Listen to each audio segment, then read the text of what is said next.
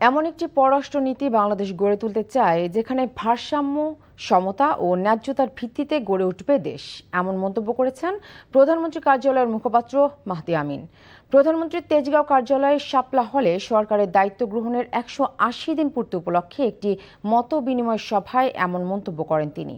এ সময় তিনি বলেন, 6 মাসে সকল সমস্যার শতভাগ সমাধান সম্ভব না, তবে জবাবদিহিতায় সরকারের রয়েছে শতভাগ প্রচেষ্টা। এই সরকারের ক্ষমতার এবং অনুপ্রেরণার উৎস জনগণ। প্রশ্নোত্তর পর্বে প্রধানমন্ত্রীর রাজনৈতিক বিষয়ক উপদেষ্টা নজরুল ইসলাম খান বলেন, সাবেক পুলিশ প্রধান বেনজিরের অনেক কুকর্মের তথ্য গণমাধ্যম প্রকাশ করেছে। তিনি একজন আসামি, তাকে বিচারের জন্য দেশে ফিরিয়ে আনতে চায় সরকার। তিনি যেন আইনি সুবিধা না পান সেজন্য ল ফার্ম নিয়োগ করা হয়েছে। প্রধানমন্ত্রীর আরেক উপদেষ্টা রুহুল কবির রিজভী বলেন, মব কালচারের মাত্রা অনেক কমে গেছে এবং আইনের শাসন যত বাড়তে থাকবে মব সংস্কৃতি আরও কমে যাবে।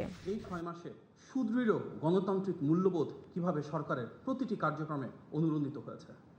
দিন রাত নিরন্তর প্রচেষ্টার মধ্যে দিয়ে তার প্রতিশ্রুতি বাস্তবায়নে তিনি কোনো ধরনের কমতি করেননি, মানে ক্রমাগতভাবে সেটা করে যাচ্ছেন।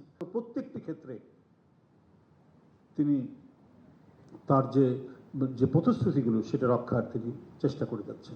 বেনজির সাহেব সম্পর্কে জানতে চাচ্ছেন, আপনারা জানেন যে তার অনেক কুকর্মের তথ্য আপনারাই প্রকাশ করেছেন। তিনি একজন আসামি।